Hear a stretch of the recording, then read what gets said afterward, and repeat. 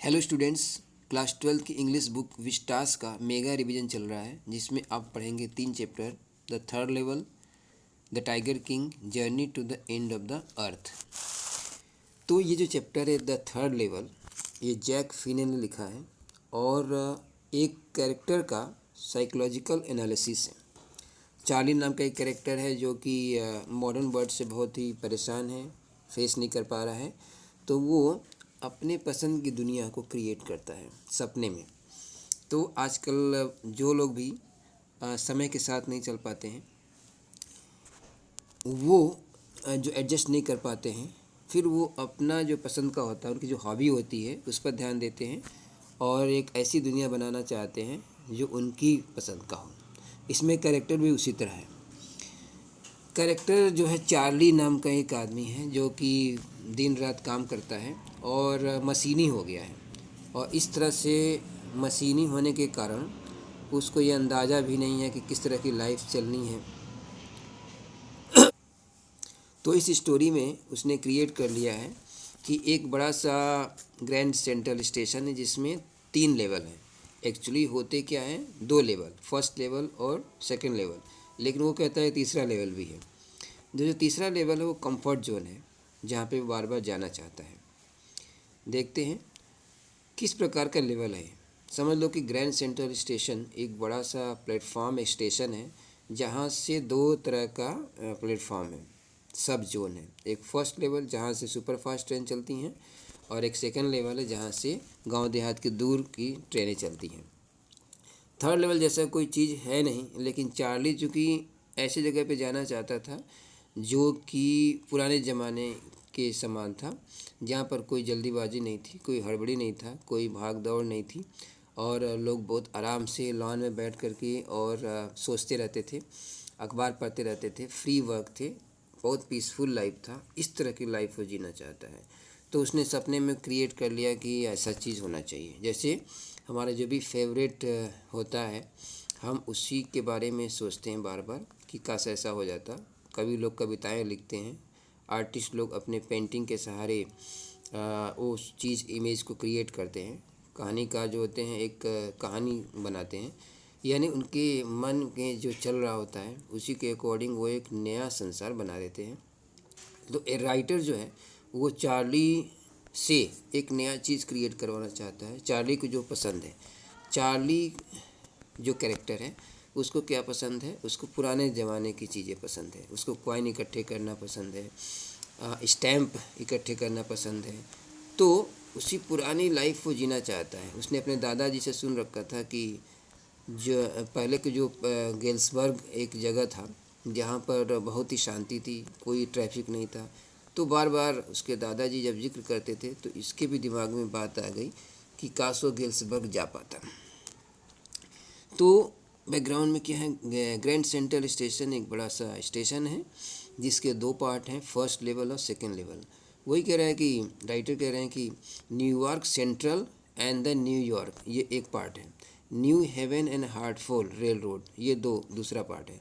यानी grand central के 2 rail road हैं। एक रेल रोड कौन है, न्यूयॉर्क सेंट्रल, और दूसरा New York central and the New York, और दूसरा कौन सा है, न्यू हेवन एंड हार्टफोल। ये 2 रेल रोड है। तो इसके प्रेसिडेंट यानी इसके जो स्टेशन मास्टर आप कह लीजिए, वो इनके जो मैनेजर हैं, इनके जो भी मुखिया हैं, प्रेसिडेंट यहाँ पे कहा गया है, वो टाइम टेबल का कसम खा के कहेंगे कि सिर्फ 2 हैं। बड़ा ही फ़नी वे में कहा है कि टाइम टेबल की कसम। जैसे मान लो जितने भी रेल के कर्मचारी हैं उनके लिए जो धार्मिक किताब है वो है टाइम टेबल। टाइम टेबल के हिसाब से ही ट्रेन आती रहती है, जाती रहती है। तो जो जैसे गीता, कुरान, ये सब धार्मिक किताबें हैं। तो राइटर भी बड़ा व्यंग्यात्मक तरीके से कह रहा है कि ये जो प्रेसिडेंट है, प्रेसिडेंट मतलब देश का राष्ट्रपति नहीं, इसका मतलब स्टेशन को संचालित करने वाला व्यक्ति, कह रहा है ये जो प्रेसिडेंट है वो कसम खा के कहेंगे सिर्फ 2 है, था ही 2, लेकिन मैं कहूँगा 3 है। चार्ली कह रहा है कि मैं तो कहूँगा 3 है क्योंकि मैं तीसरी जगह पे जा चुका हूँ, मैंने वो कदम उठा लिया है और मैंने अपने साइकेट्रिस्ट फ्रेंड से बात भी कर लिया। चार्ली कह रहा है कि कोई मुझे झूठा साबित नहीं कर सकता है क्योंकि मैं तीसरे स्टेशन पर जा भी चुका हूँ और मैंने अपने दोस्त से डिस्कस भी कर लिया है, दोस्त भी एग्री है। तो चार्ली के अलावा दूसरा कैरेक्टर कौन हो गया, सैम, उसका जो दोस्त है वो साइकियाट्रिस्ट है, यानी जो मनोचिकित्सक है, उससे अपने दिल की बात कहता है।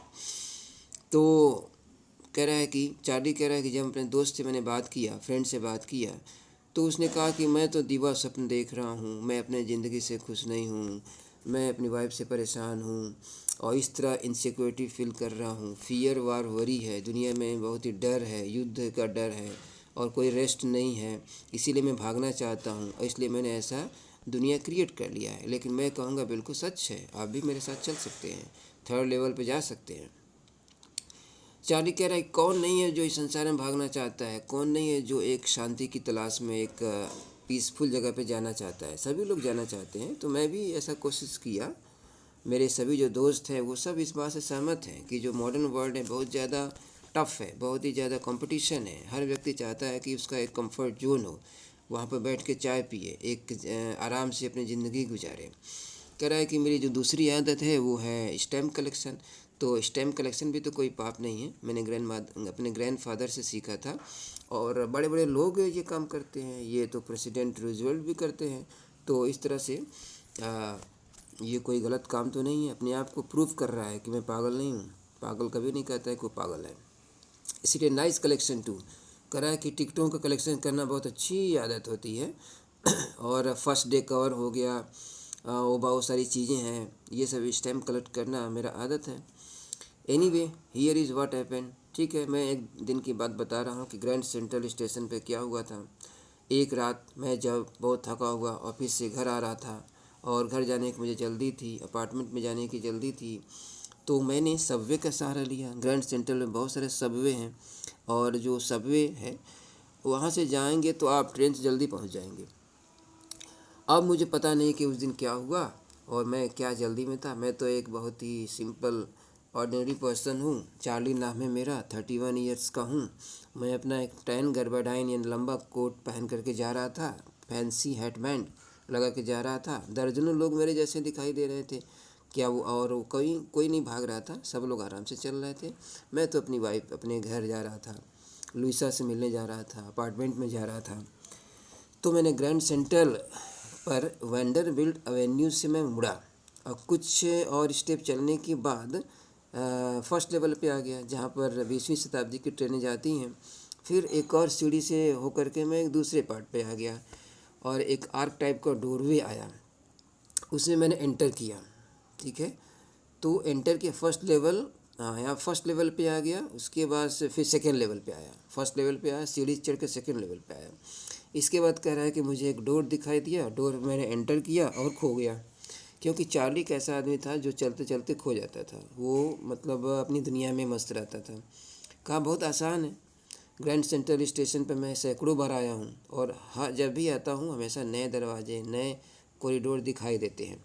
एक बार तो मैं एक टनल में घुस गया जो एक कई मील लंबा था और रूजवेल्ट होटल के बाहर निकला मैं, यानी वो अपना चलते चलते किसी दुनिया में खो जाता था।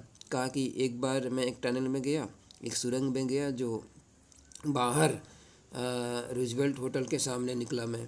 एक बार मैं 46th स्ट्रीट पे जाकर निकला।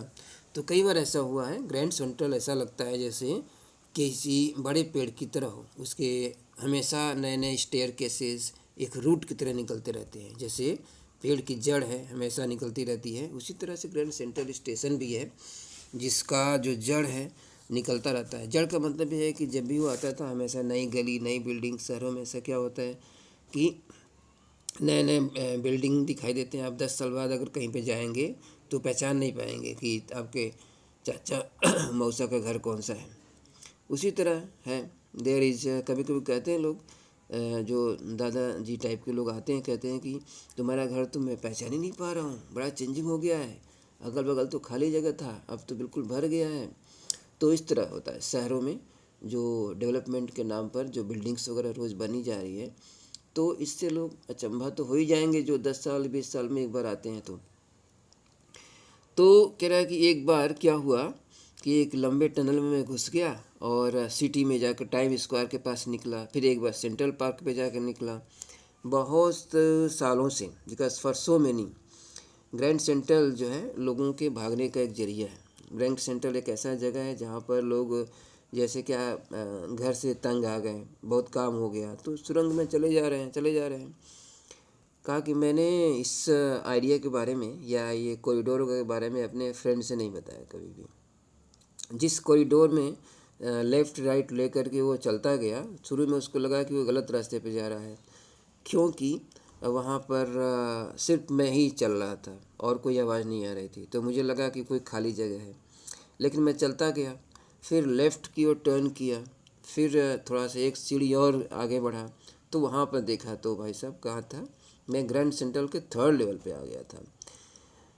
मुझे एक पल लगा कि मैं 2nd लेवल पे हूँ, लेकिन जिस तरह से कमरे थे वहाँ पे, जिस तरह से बहुत ही छोटी मोटी टिकट खिड़कियाँ थी, बहुत ही अजीब सा पुराने ज़माने का ट्रेन था, और जो लकड़ी का बूथ था, और जहाँ के वहाँ पे जो आई सेट पहने हुए लोग बैठे हुए थे स्लीप प्रोटेक्टर पहन के, और जो लाइट थी वहाँ पे बहुत डिम कर रही थी, फ्लिकरिंग कर रही थी, वो गैस लाइट थी, इलेक्ट्रिसिटी भी नहीं थी।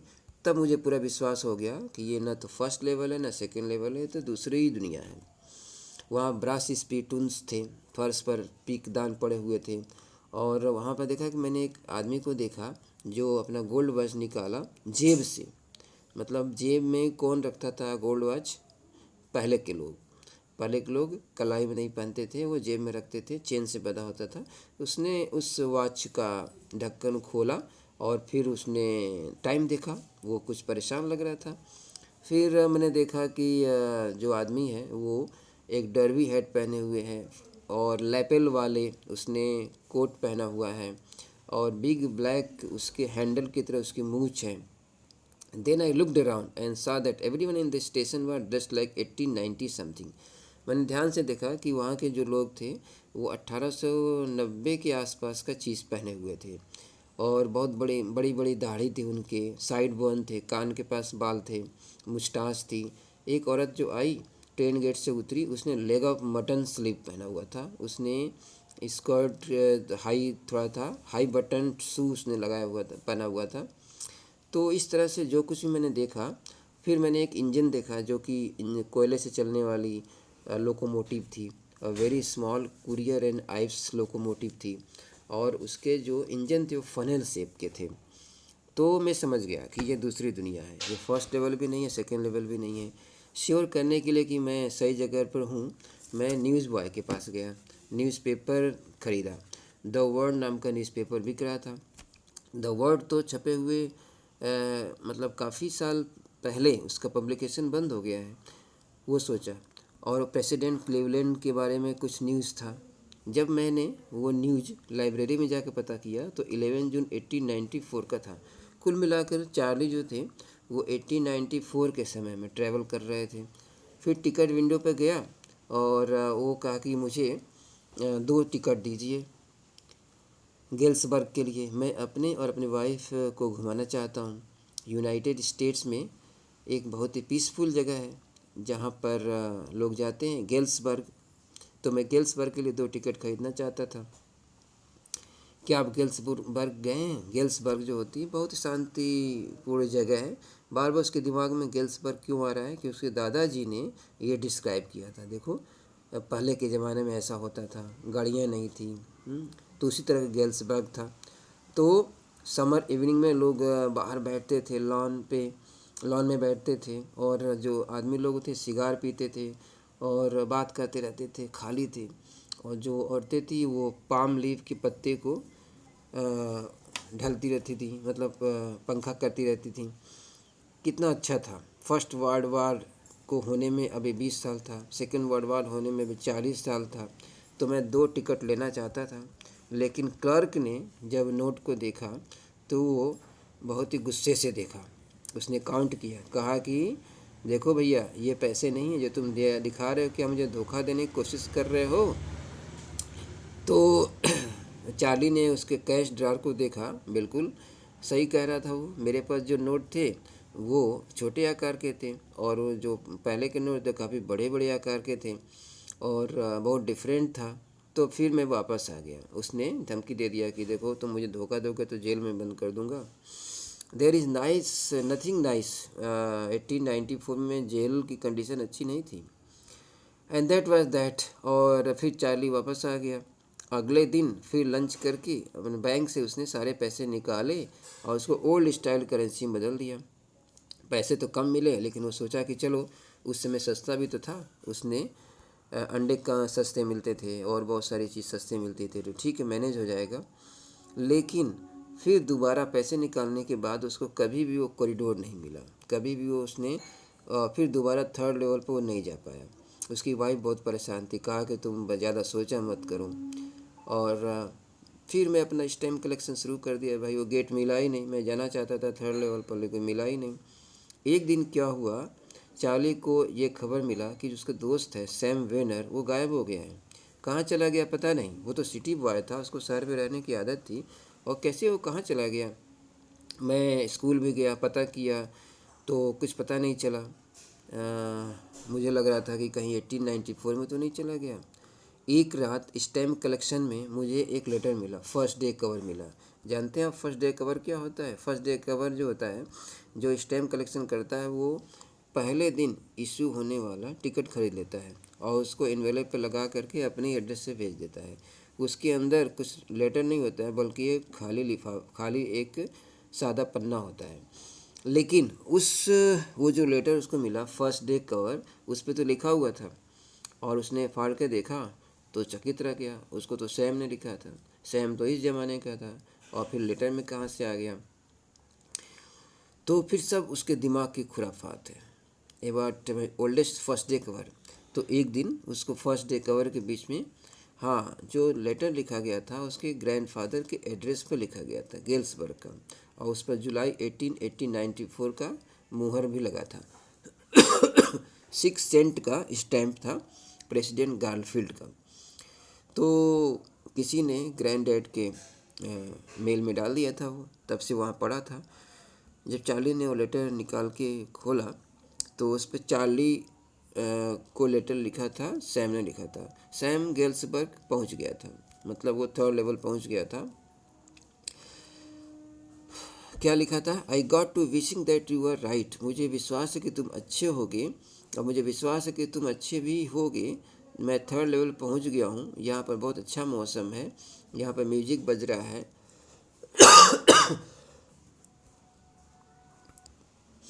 और यहाँ पर तुम आ जाओ, यहाँ पर नींबू पानी दिया जा रहा है, म्यूजिक ही बज रहा है, बहुत अच्छा है। और लेटर को सैम ने लिखा था। तो और लेटर, जो लेटर था वो उसके ग्रैंडफादर के कलेक्शन में ही पड़ा रहा। $8 के आसपास का, मतलब फिर चार्ली ने पता किया कि आखिर ये सैम गया कहाँ। तो ये पता लगा कि $800 करेंसी को वो अपने बैंक से निकाला था और पुरानी करेंसी में बदलवा दिया था, जिसको सैम ने अपने कुछ बिजनेस स्टार्ट करने के लिए रखा था। और चला गया वो, वहाँ पर पहुँच गया third level, Galesburg Illinois, his old business. तो उसके ओल्ड बिजनेस का क्या होगा? वो तो मेरा साइकियाट्रिस्ट था। तो कुल मिलाकर क्या समझ में आता है कि ये जो चैप्टर है, ये चार्ली के अलावा बाकी जितने भी कैरेक्टर हैं वो सब नकली हैं, उसके दिमाग की उपज है।